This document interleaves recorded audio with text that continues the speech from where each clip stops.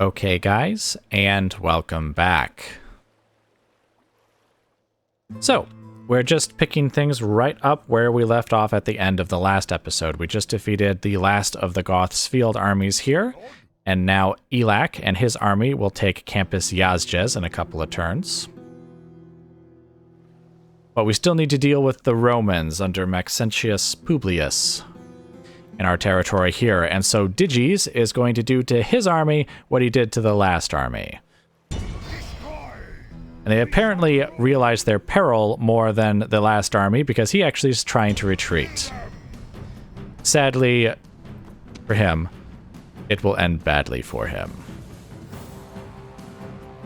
Oh, actually, they have some pretty good infantry. I mean, most of them are like the militia type, the Limitanei. That's how I'm going to pronounce that. But they do have the Comitatenses. A couple units of them. 4 units of them. I think the Federati are, like a tier 2 sort of unit. But still, there will be no match for us. Okay, guys, and welcome to the battle. And before we go any further, I'm actually going to pause here because there's something that I'd like to point out. Now, in the past, both in this series and I think in my House of Julii campaign, in the the main campaign, the main grand campaign, that I should say, you could actually see things on the campaign or on the battle map that were on the campaign map. So, for example, to the south of us is the city of Thessalonica, and you can actually see it here on the battle map. But I did want to point out that we must be fighting near a watchtower on the campaign map because there is one here on the battlefield. So even structures that you yourself as the player or even the AI place will still appear on the battle map if you fight close enough to it. To be clear, it doesn't really do anything. Actually, could we? Oh, hey, we actually could put a unit up there if we wanted to. We're not going to, though. Stay there. But, yeah. Again, it's not really going to change this battle at all, but I thought that was something that was really cool. I wish they kind of kept it from previous, or in some of the later games. Though, then again, the only later game I've really played is Warhammer 2, so I guess maybe I shouldn't speak on that, which perhaps I'm mistaken. Alright, so the Romans are charging forward very confidently. I actually have my archers here on the flank because I thought we were going to, have some fun picking off some of their guys. Oh, maybe we will. So strangely, it looks like, oh, okay, they're going to form a line probably and then come charging in. Right, stop firing at will, because it looks like they're going to charge right into the spearmen here. Or they're going, oh, no, here we go, okay. And they're routing, just like that.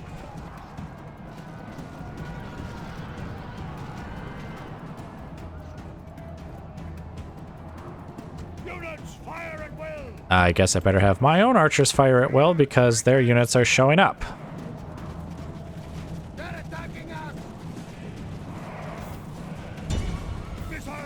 Who are these guys? Limentani, Plumbatari. Okay. What we are going to do now is we're going to have our melee cavalry step forward and just get those archers to stop just obliterating our men like that. We should then be able to immediately just call our guys back, but let's just give them a nice good charge. All right, now pull back.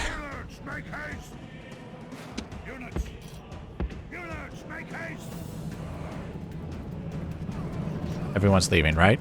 Right? Okay, good, yes. Oh, they're trying to throw spears at us as we leave.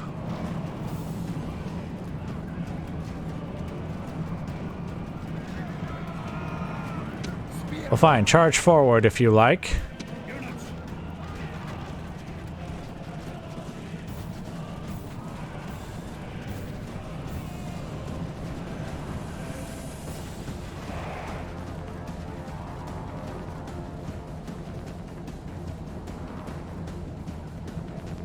Oh, there's some Federati cavalry coming around the flank there.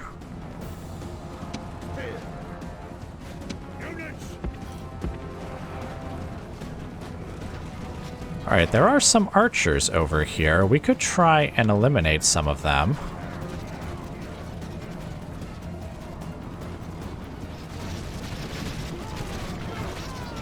Ouch.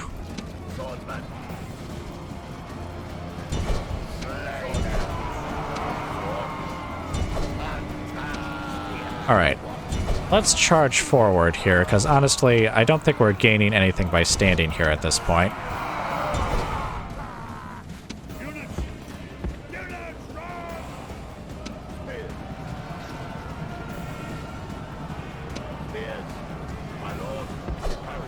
What are you guys doing? Form a full rank here. Oh, except for you guys charge here.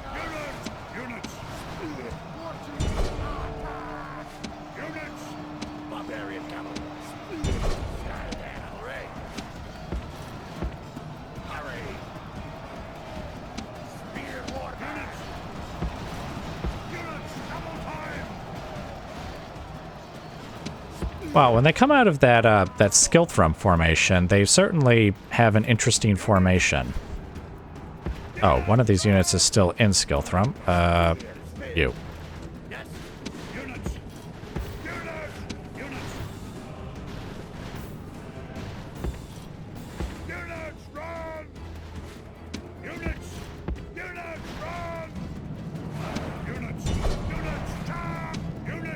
You guys charge them, very good.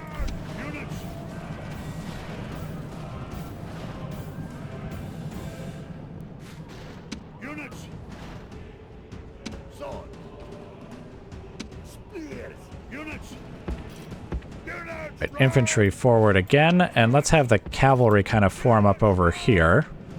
Well, the melee cavalry, I should say.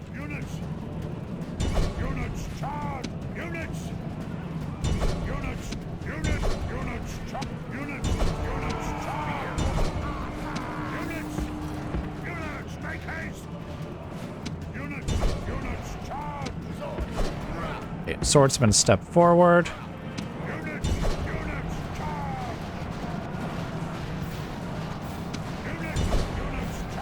Oh, that bodyguard's charging in. That's a little unfortunate.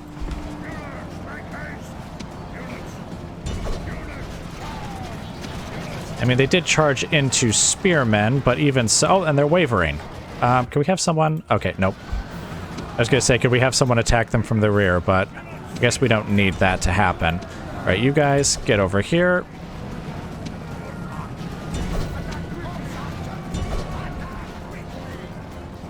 All right, and then let's have the melee cavalry get in there too.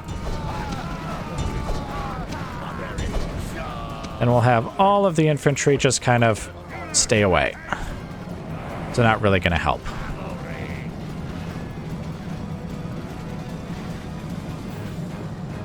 Okay, you guys actually fire your arrows. And you guys fire at them. You guys turn around and kill them. Oh shoot, they actually are getting away.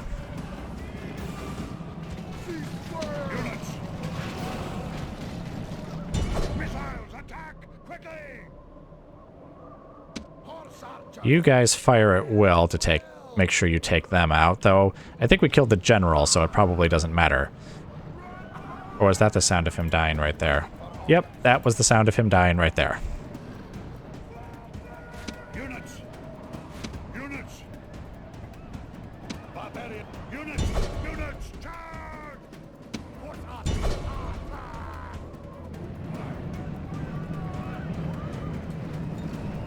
Yes, run for your lives. As if you could outrun a horse.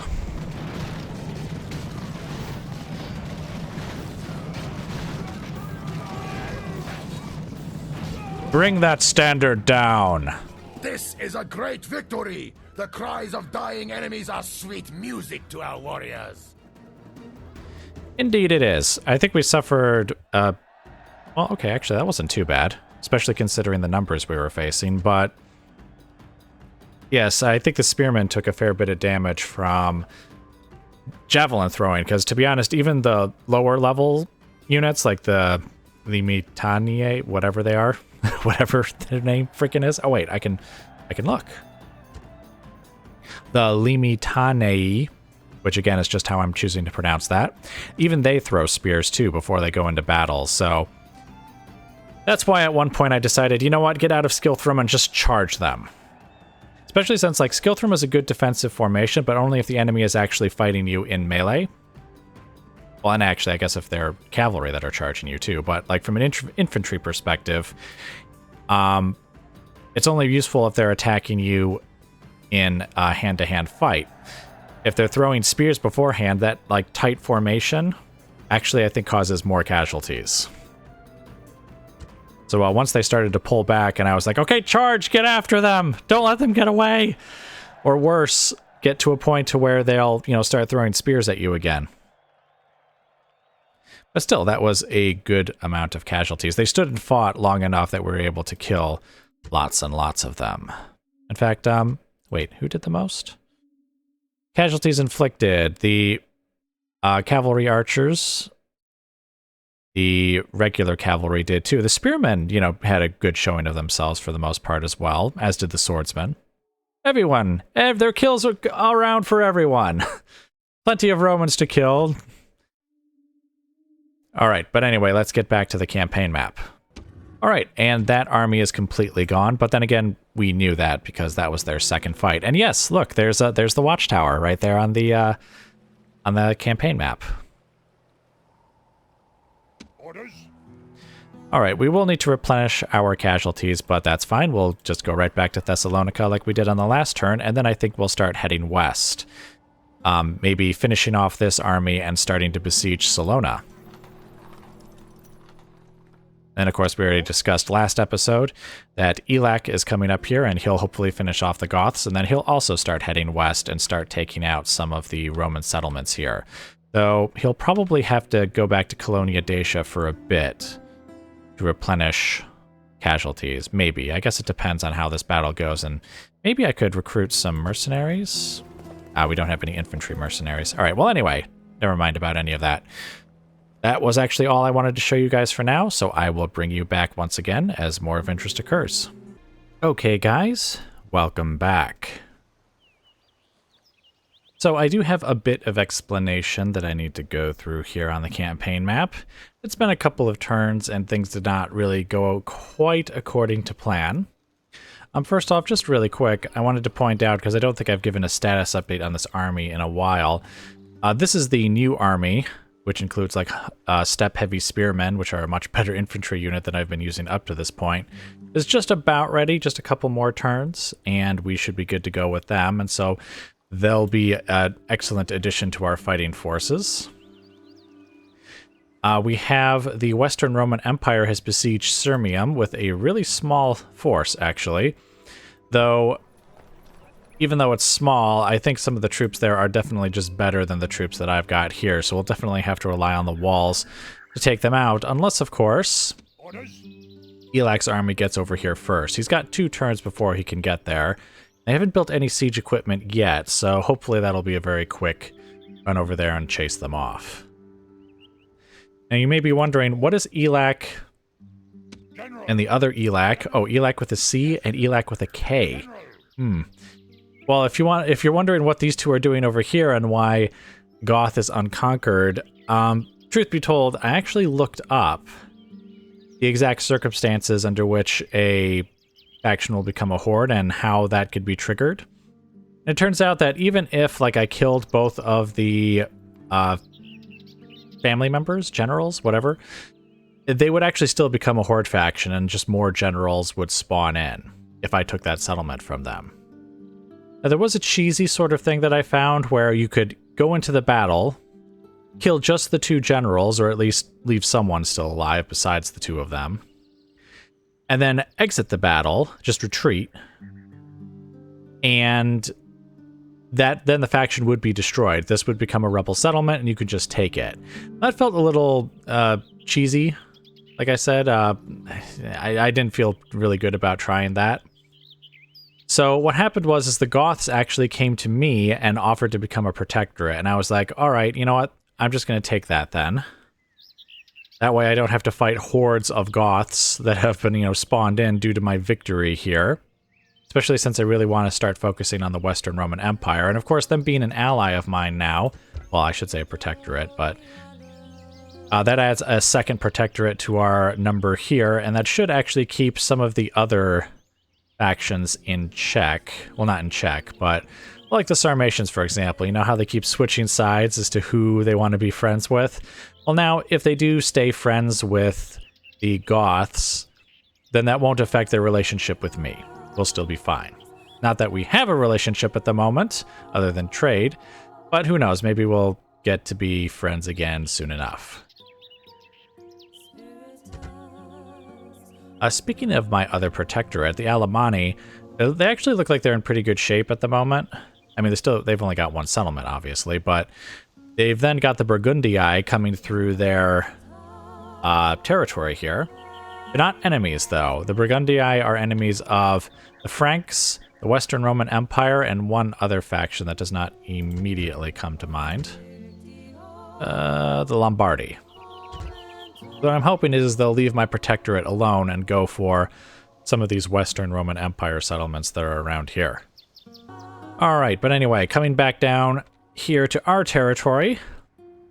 Yeah, so basically the two Elacs are going to come over here and relieve Sirmium, and then continue on to Aquinicum and just start taking settlements from them. General. Now, we've got Digis here. His army was replenished at Thessalonica and moved over here. Now, this is the remnant of the very first Western Roman Empire army we defeated, and I think it was actually over by Thessalonica where we defeated them. General. So this is the remnants of that army, and we need to take them out before going to Salona. So that is what we're going to do right now. And it looks like we can even fight a night battle. So let's just get right into it. Okay, guys, welcome to the battle. As you can see, the enemy have like 3 units of archers, I want to say.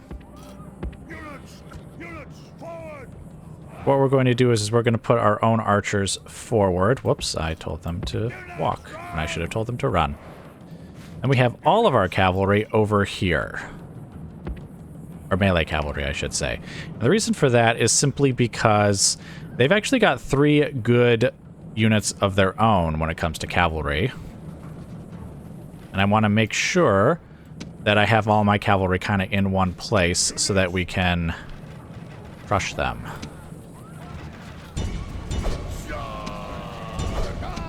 And yes, my horse archers actually have decent enough attack that I think we can just sort of run right over their archers like this.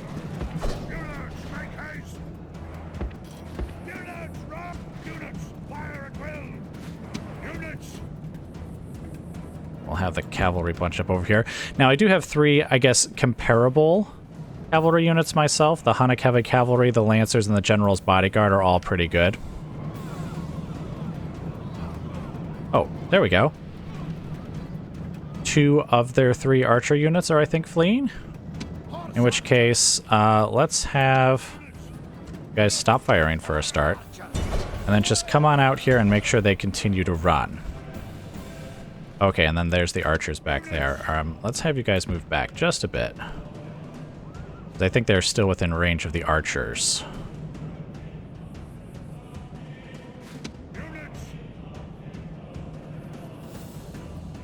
Like, it would be okay if the archers actually, like, stood far in front of their lines, because then we could just kind of take them out without necessarily having the enemy fire back.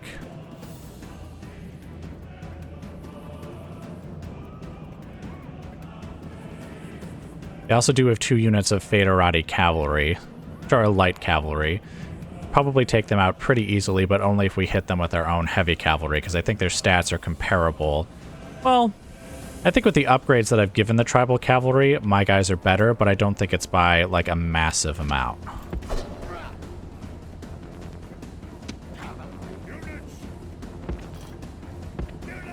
Alright, let's bring our archers back.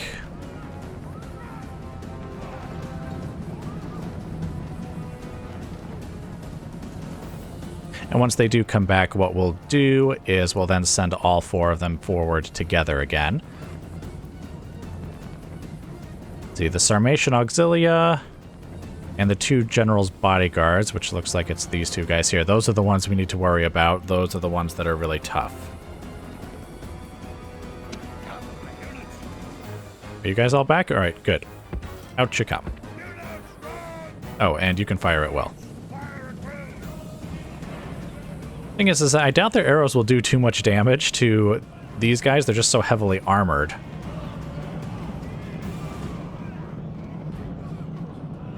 It would be nice if we could lure them back into the spearmen.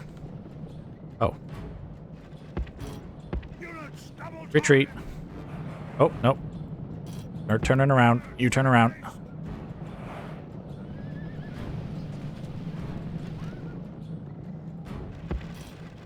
Units, make haste!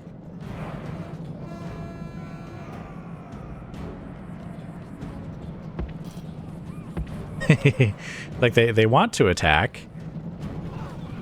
but they don't want to get too close to the rest of our lines and the spearmen.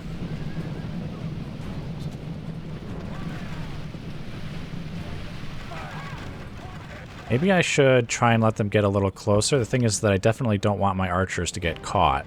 Units, make haste!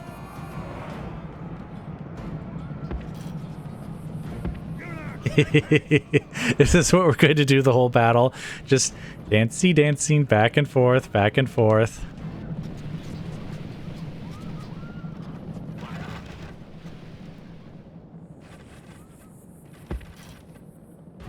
Units, run!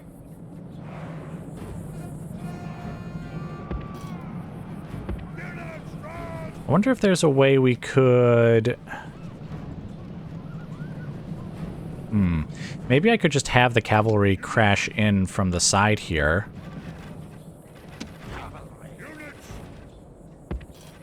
While having the spearmen move forward. We're going to let them get a lot closer this time. Then turn around. And it makes no difference.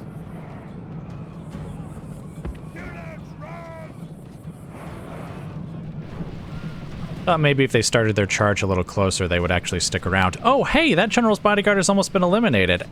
Actually, my archers seem to be doing a really good job against these guys.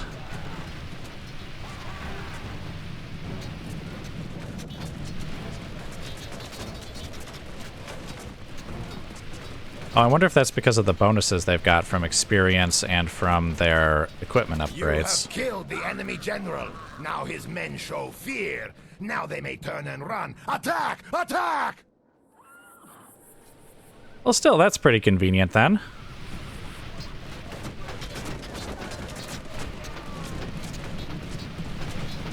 I'll just take out this other general's bodyguard, and then we'll just kind of move in. Used up about half of our ammunition across the board. They're nice and bunched up there. It would be kind of nice to just throw the cavalry in there, but let's not be absurd about this. Petronius! The man of 1,000 arrow wounds before he finally dies.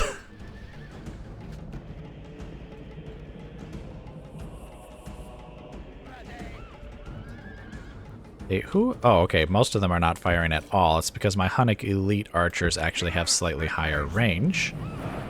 Let's get them in a little closer.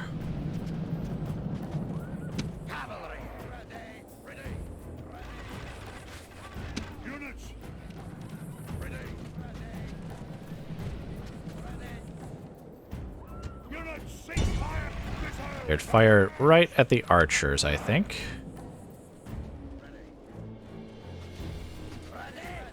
Oh, yeah, you see the archers are actually going to start firing. You know what?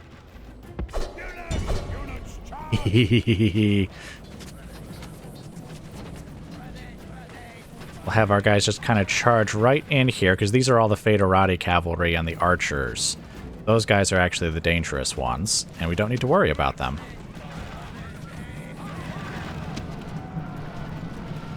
Okay, and there the archers go. Alright, you guys stop firing.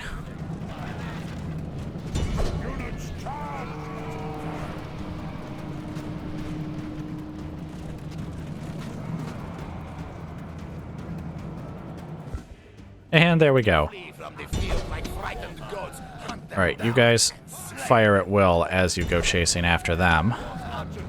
You guys do not need to fire at will, though. Just attack directly.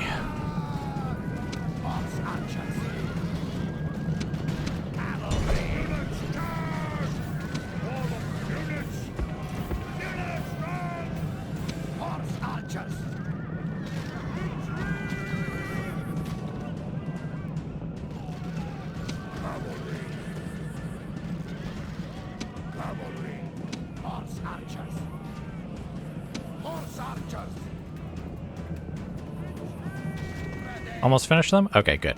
Now go get those guys. Alright, they're eliminated as well, so I think these guys are the last of them.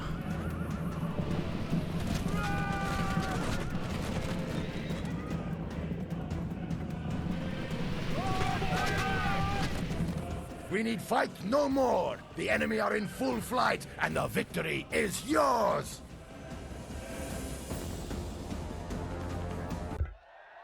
Ah, excellent. They didn't inflict a single casualty. Obviously, we vastly outnumbered them, but at the same time, I did expect some casualties, like more than 0 anyways. See, I assume the archers, yes, by far did the most damage. Just soften them up with arrows, and then have the cavalry sweep them from the field. That actually sounds like a very Hunnic approach to warfare anyways. Alright, let's take this back to the campaign map. Alright, now back on the campaign map, it looks like we are actually close enough that we could start besieging them this turn. Now, why I'm looking at mercenaries, though, is because I'm looking at these guys here. These guys are just straight up better than my guys. Like, in terms of armor, and I think in terms of attack, even with the upgrades. Yeah, you see, even with, like, extra, you know, with silver, armor, and weapons, with the extra experience, which I actually don't remember what exactly the experience increases. But anyway, the point is that even with their boosted stats, 9 and 17, like, their attack is slightly better than their guys, but only slightly better, and the armor is not even close to being as good as theirs. So I was actually kind of thinking of maybe if there were some good mercenaries in here, I might take some of them.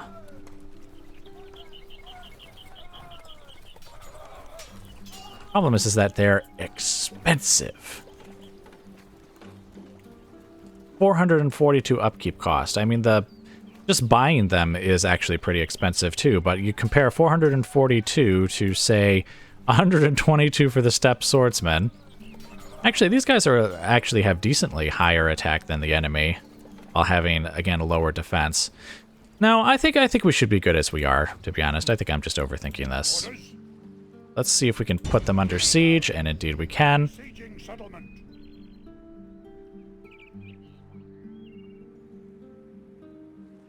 Okay, I can't put a battering ram in there, but that's fine. We rarely use one on stone walls anyways. What kind of stone walls have they got? Oh, they have the large stone walls. Urgh! Oh well. It is what it is. Alright, but anyway, I believe that's all I had to show you guys for this turn, so I will bring you back as more of interest occurs. Okay guys, welcome back. So, I don't have much to explain now on the campaign map for this turn. I just did want to point out that the Burgundii have just about finished passing through Alemanni territory, and it looks like they are going to go for the Western Roman Empire, which is grand. I would really like them just distracted as much as possible from us. And again, this is the very next turn, so there really isn't anything to discuss here. Elac is going to relieve the siege of Sirmium next turn. They still have no siege equipment either, so I have a funny feeling, well, not a funny feeling, it's logical that they're probably just going to retreat and fall back, in which case we shall pursue them. And nothing else really has changed. Obviously, we are still besieging Salona, and we are going to take it. That's the battle we're going to fight this very turn. And yeah, nothing else has changed here, so I guess I don't see any reason why we don't just get right into the fight. Once again, we can have a lovely night battle.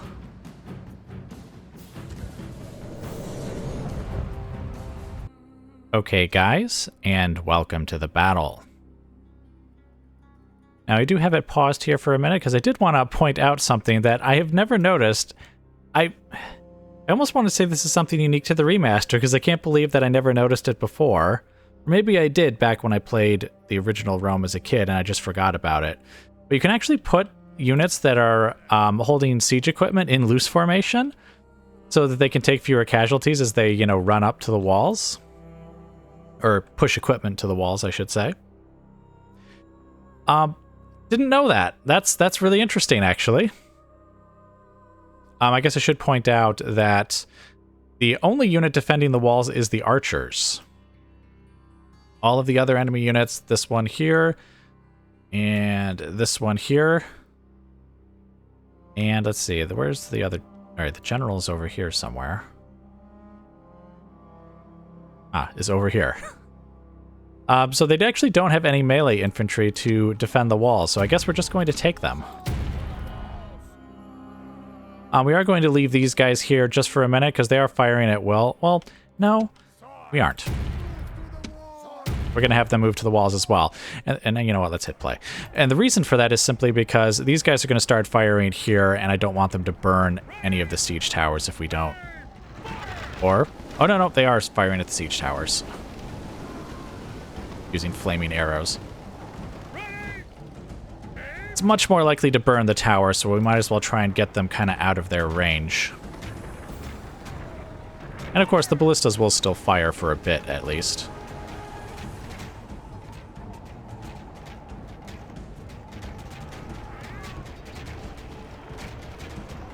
Look at these guys just go flying off the walls, like, what the heck?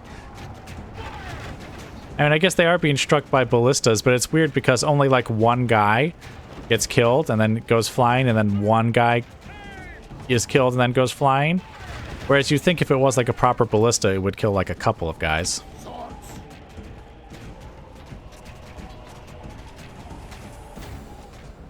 Alright, do we have any... Okay, no, they're running over there.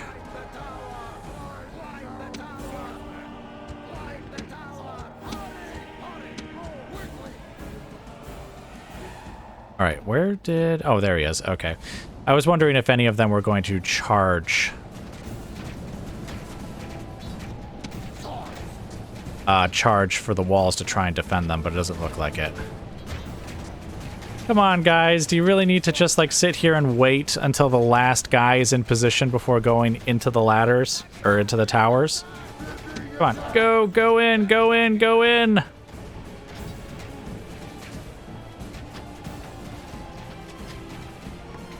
Just absurdly unnecessary casualties. Then again, it's probably also unnecessary for me to send so many siege towers at the walls anyway, since there's only one archer unit. Probably have just sent 2. But I don't know, I prefer the grandness of having many siege towers and everything. I actually wish battles were bigger, not smaller, but... Anyway, we should be getting onto the wall here. Oh. I was going to say, we should be getting onto the walls here momentarily, but apparently this guy was like, let's go! He just phases through the siege tower. Oh, yes. You know what? You deserve a promotion, assuming you survive, which doesn't seem particularly likely.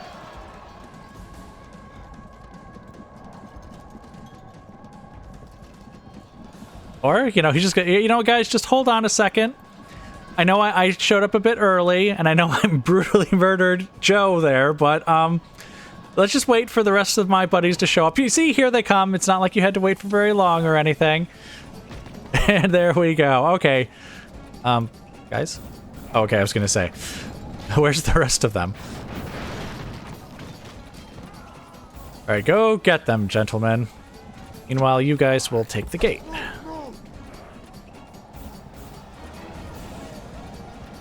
Let's see. Let's make sure we take... Oh, actually, wait. Which way are we going to go? Our warriors have taken the walls. Now the streets will run with blood. Ah, okay. This is the direction we would want to go in.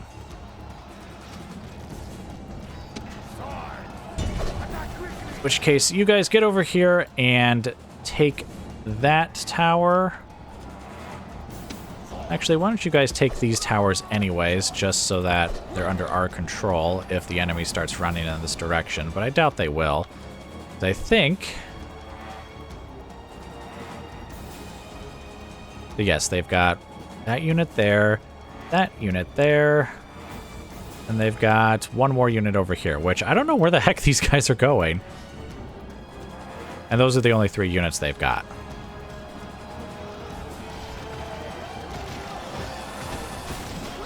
These poor archers, they didn't stand a chance. I really think they should have tried to defend the walls with the actual infantry.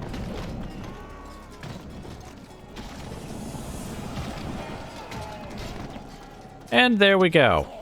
So now we'll have this unit basically just run all the way over here and take this gateway. Actually, we'll have them go just on this side. Now, I don't actually need them to take all of the towers. I basically need them to take the towers up to here, but I believe this tower will fire on them once they pass through here, so we're just going to have them pass through and make sure they take any tower that can fire at them.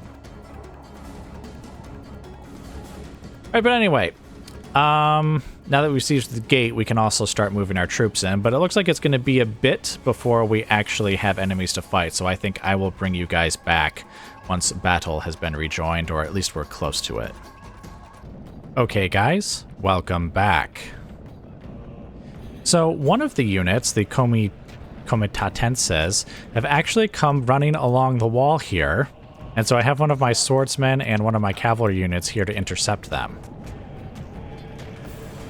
Which is kind of interesting, I guess. Wasn't expecting that. I have all of my horse archers over here who are firing, hopefully on this unit here. I'm not sure if they can actually arc their shots enough to hit them, to be honest. Oh, they're running away. No, you cannot run! But really, you cannot run, because then I don't have control of that tower. Alright, well here, let's see if we can just get them to, like, rout. Because they are exhausted, but I don't know, they are still a pretty good unit. If they turn and fight, that would be a problem. Also, I don't seem to have most of my swordsman units over there, which is what I was going to do.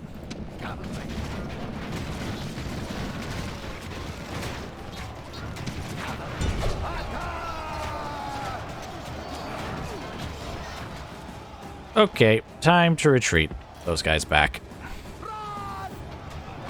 To be honest, the Lancers have more charge than they have actual, like, melee attack and stuff, so if they don't break immediately, then it's time to go back. Come on. Get moving. Get moving. Ah, dang it. I wonder, could we maybe put the swordsman back on the wall? Sort of chase them around, unless they take a left down that street there. Oh, looks like the archers actually are able to pick off some of these guys here. Well, then I guess we'll just leave them to do that.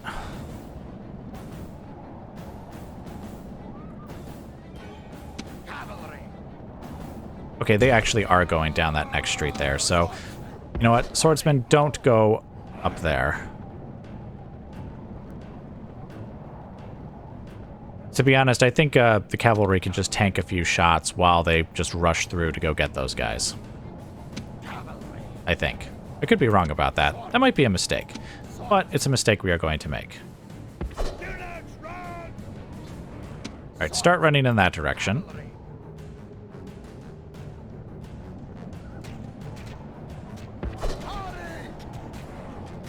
Come on, guys. Run for it.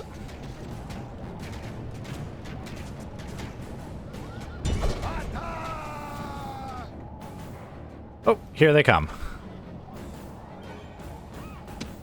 Alright. I was going to say, we do have a unit of swordsmen down here. So, get over here to plug that gap. We have the Barbarian Warlord over here, and we have this heavy cavalry unit here as well. Very nice.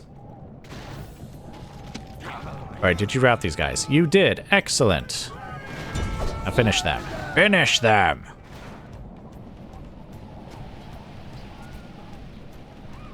Alright, I think we'll have the horse archers. Oh, actually, they can fire at that guy. Go ahead, fire at that guy. Meanwhile, swords engage these guys.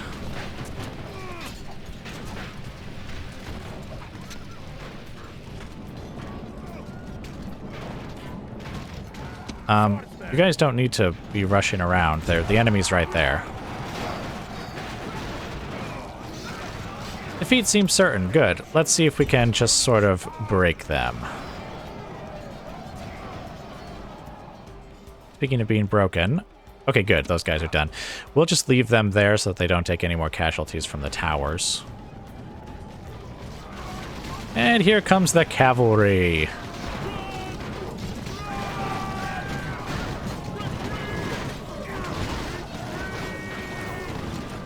We'll finish off this unit.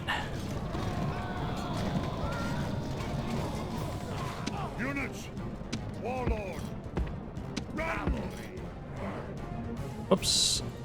Back this way. Alright, these guys are a little on the tired side, but I guess it is what it is. Oh, close that down. Come on, retreat, retreat. I think these guys are spearmen, and decent spearmen too. The anti-cav bonus and everything, so what we will do, we'll just have them get attacked by the steppe swordsman again. And of course they're being shot by the archers as they go along there too.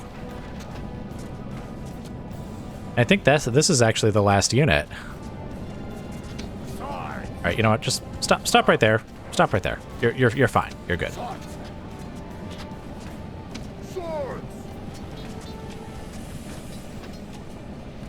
You guys stop firing.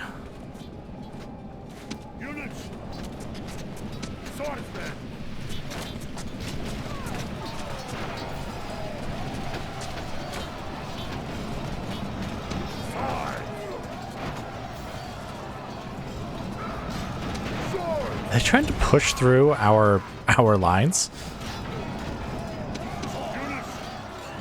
I mean, that's not gonna work, but hey, anyway.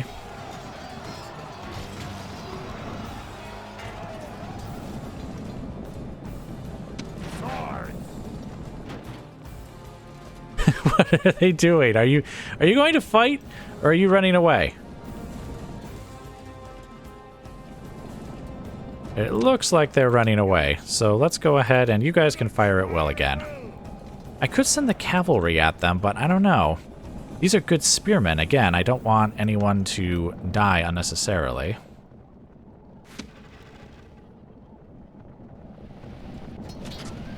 Well, you know what? What we'll do is we'll just have the swordsmen run up after them. Let's see. You guys over here, and you guys over here. And you guys over here.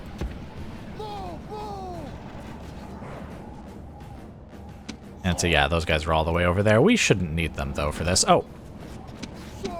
Stop. And stop. And fight.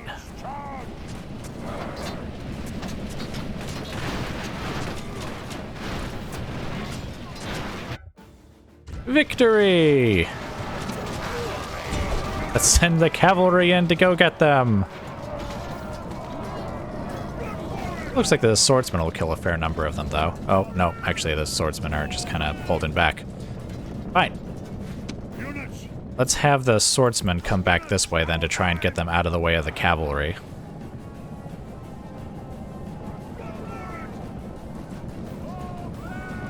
Again, try. It's kind of a mosh pit over there, but... No, here they come. Kill them before they get back to the center of the settlement.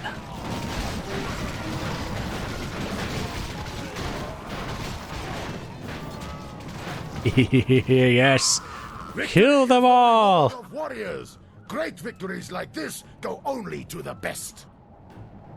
Excellent, excellent. It actually was fewer casualties than I thought I was going to suffer. Because again, they had pretty good units with good stats. I actually thought some of them would, defend the walls, and our swordsmen would take a bunch of damage. Maybe a siege tower would get burnt by the archers and all the towers. A lot could have gone wrong there. But it did not. It did not. All right, let's get back to the campaign map then. The land is ours. Yeah, the land is ours. You know, they seem very happy to see us, but at the same time, I do not trust something like that. Because I have a full stack army in there now, that's surely why they're happy. And again, this is a large city. Why does it have such a tiny population? It only has 7,000 people. If I choose the exterminate option, this will be the tiniest of tiny little cities. And it'll barely be bigger than a... Actually, let's see, what is it? A large town is 2,000 people, I think you need? And so this would be actually... They'd actually have fewer than they would have for a large town. I wonder why is the population here so tiny? All right, well, I guess... Since that's the case, I guess we're just going to go ahead and occupy it. Because to get to a large city, it's 12,000, I think? Maybe they just start the game with very few people in the settlement, and that's why it's like that. All right, well, anyway.